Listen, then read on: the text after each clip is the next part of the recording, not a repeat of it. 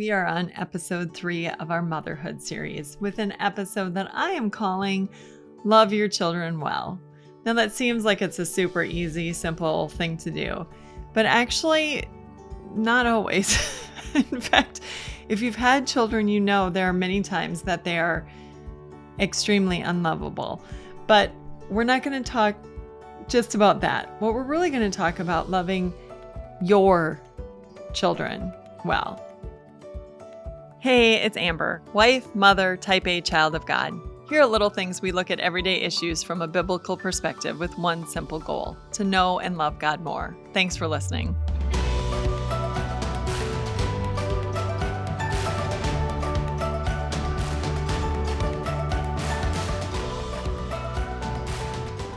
I hope you're enjoying little things. I love having you here.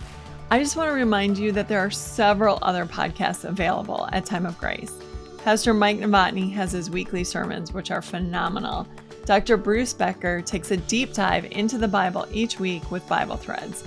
Christian educator C.L. Whiteside brings relevant truths and topics to light in his non-microwave truth. And Pastor Jeremy Maddock has Bible Breaths, which is about the basics of the Bible and helps you walk through some of the more basic things that you want to know as a Christian. If you want to find any of these, go to timeofgrace.org/podcast, and you'll have more than enough to listen to every day. Now, the first thing that I want to talk about is how, if you have more than one child, how easy it is to compare siblings and why that's a problem. So, if you have more than one child, you know that typically they don't necessarily have the same personality. In fact, it's a pretty well-known thing that the firstborn and the secondborn are typically pretty opposite. Sometimes they're very much alike. I know a family that the first two are very driven, the second two are more laid back. But, for a lot of us, number one and number two are very, very different. And we run into a lot of problems when we compare them.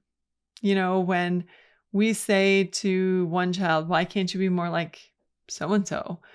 That really sends the message that we don't think that they're good enough and that their brother or their sister is better and somehow loved more because they are more of the characteristics that we like.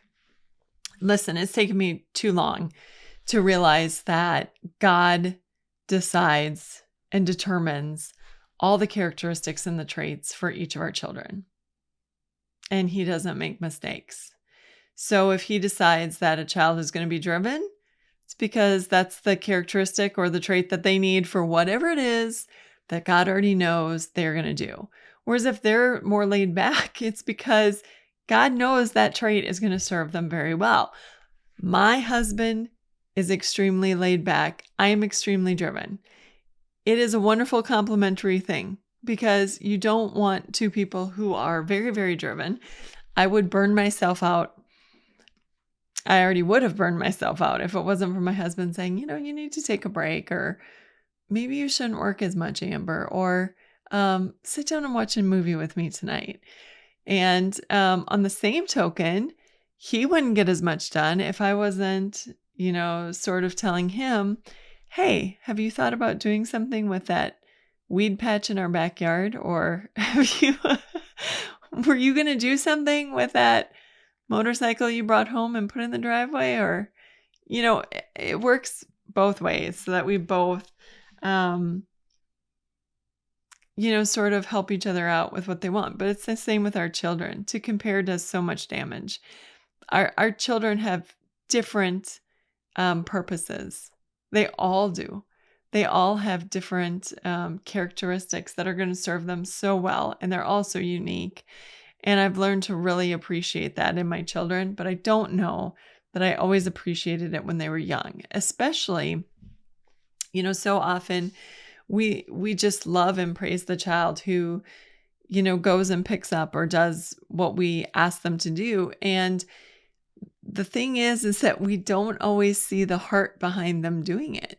So we might notice that they're They're doing something that we told them to do, but we don't notice them grumbling, underneath their breath, or we don't notice what they said behind our back when they're done picking up. Not saying that they always did that, but I'm just saying to praise the child who has the characteristics and the traits that we want is a little short-sighted, because those other children also have a lot to offer. And it's so important to recognize the good in all of our children, whatever it is. And some of my children who are not super enthusiastic in terms of being the first to hop off the couch and help or whatever, they're also the kindest. So, my children who are super driven will also be the first to roll their eyes if I don't feel well and ask for a drink of water. Whereas my not so driven children, will come and say, "How are you doing, Mom? Can I get you anything?" And that kindness carries them a long ways. So it's so important that we don't compare our children to another sibling. That can just do way, way too much to hurt their feelings and to really knock them down. So we don't want to do that. The other thing we don't want to do is compare our children to our expectations.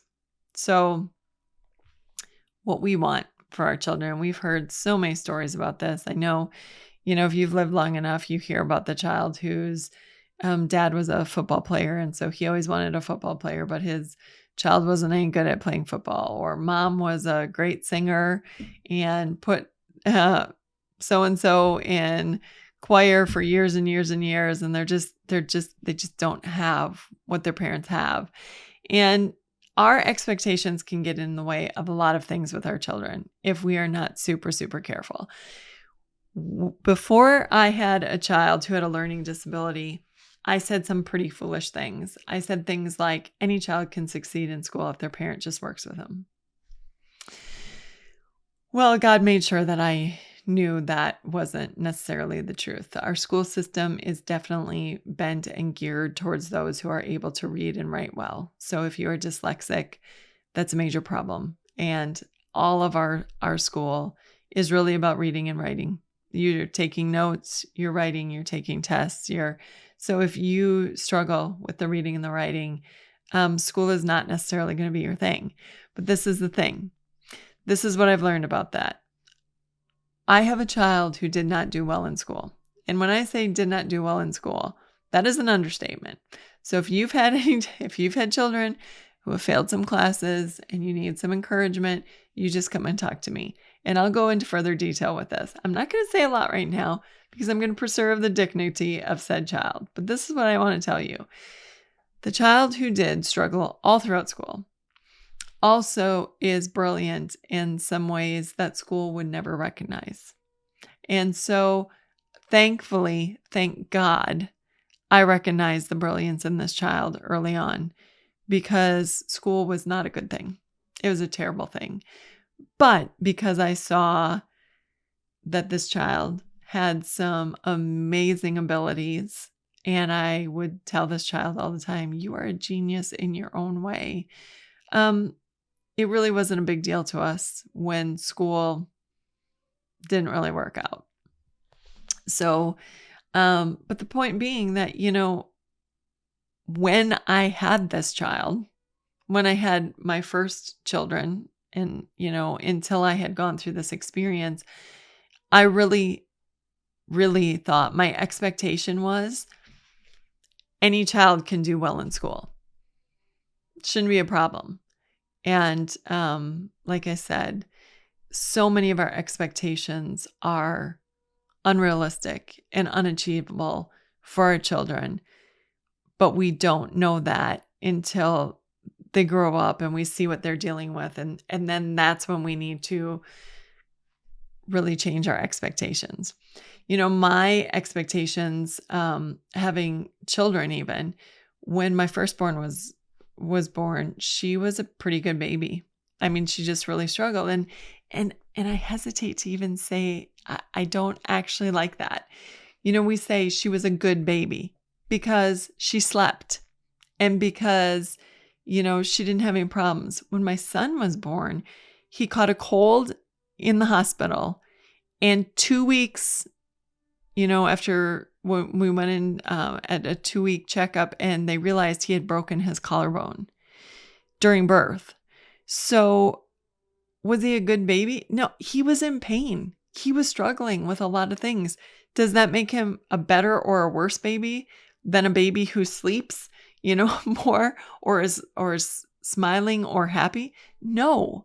It means the circumstances surrounding his birth were drastically different than the circumstances around the birth of my daughter. So to say, oh, this is a good baby, or he's a bad baby, or, she's really good and he's not, or he's, each child is different, and it's a matter of expectations. But one thing that I did really struggle with after my second was born is that I had the expectation that having 2 children was going to be harder than having 1. I did not have the expectation that my daughter would sleep all night long and my son would be up all night and then he would sleep all day, and vice versa. I did not have the expectation that I would only get a few hours of sleep and how hard that would be. And so, because I did not have that expectation, and I really thought, well, whatever happens, we'll just deal with it and it will be okay. I was not very happy when the first 6 weeks after my son was born, when I wasn't sleeping and things were kind of crazy. But we run into a lot of problems when we put our own expectations on our children, and we think that somehow they should be what we want them to be, and they should do what we want them to do. If you've had children for any amount of time, you know that those things are pretty quickly blown out the window, because children have a lovely mind of their own, and they will decide to do whatever they want, whether you want them to or not. So, we have some say in that, of course. I'm not saying to just let them do what they want, but just because you want a football player doesn't mean you're going to get a football player. That person might be a wonderful musician, and wouldn't that be a blessing? It's just about recognizing that it's not about us, and that God knew what he was doing when he created each of our children. And regardless of our expectations, we need to just love each child and, really help them to flourish and do whatever God created them to do. I have told my children many times that I'm sad that God didn't, give me 4 people who love to clean the house nonstop. But it probably has something to do with me and how I raise them. But I think then the last part is the last comparison is really maybe the most difficult. Because of social media, we see what everybody else's children are doing. And it is so easy to compare and see that, oh my word, so-and-so's 2-month-old is sitting up. My 2-month-old doesn't do anything.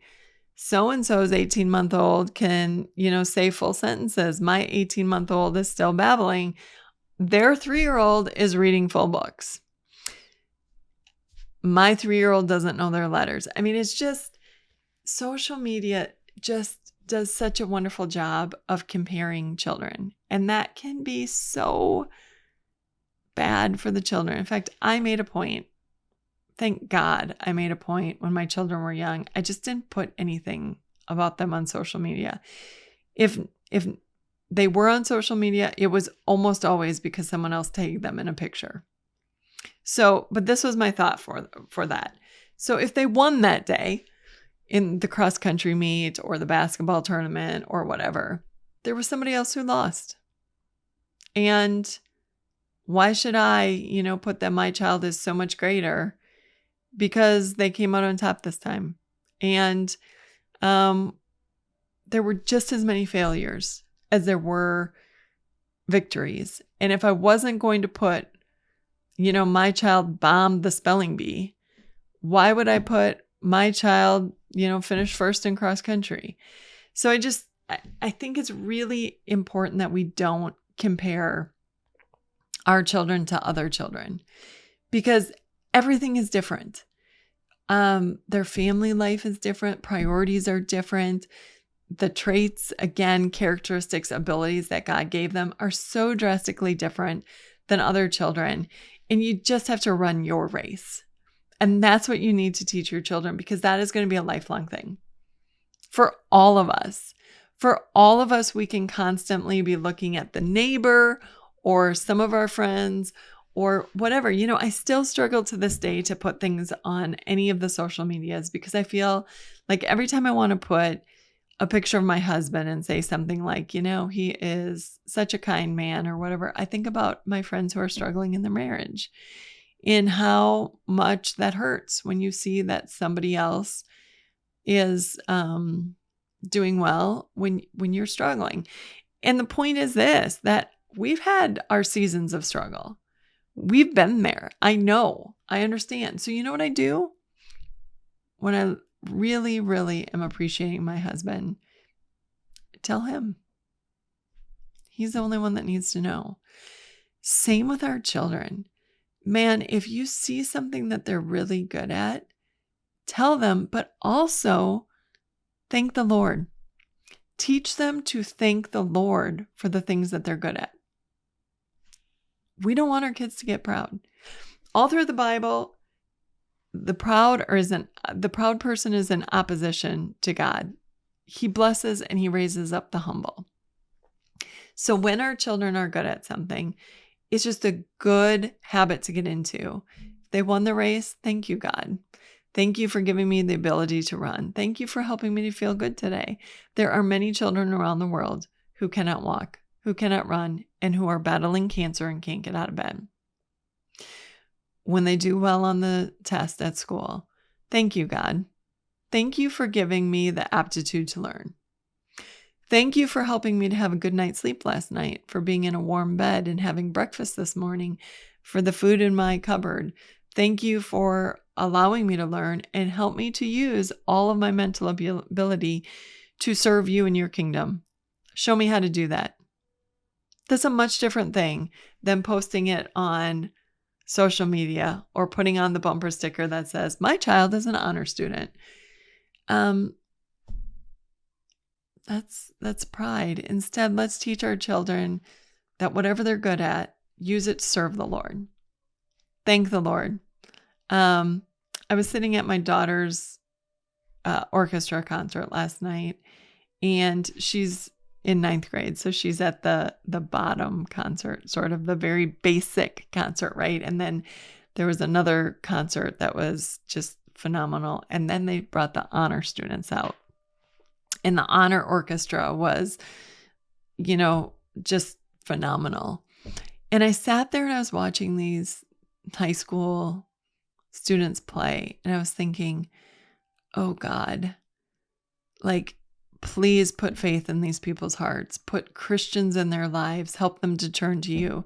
Because this would be fabulous if they would use this ability to praise their Creator. So instead of comparing our children to each other, and instead of comparing them to our expectations, especially when they are not exceeding our expectations, but when they're falling flat of our expectations, and instead of comparing them to someone down the street or someone in their school or someone on social media, just appreciate your children for who they are. That God decided you would be their parent. Now think about that. God doesn't make mistakes.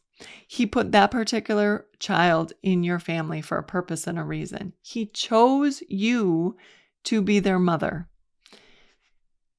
Just enjoy that and appreciate that.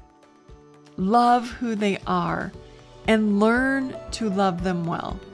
Because when you do that, not only will you appreciate them more, but you will encourage them to be who God called them to be and to be all that they can be for God in His kingdom.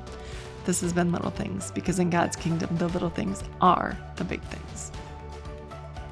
Thank you for taking the time to listen today. Please know that everything you do, from encouraging us to sending in your dollars to praying for us, it's all appreciated and noticed.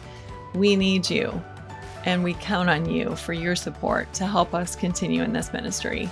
Thanks so much, and God bless.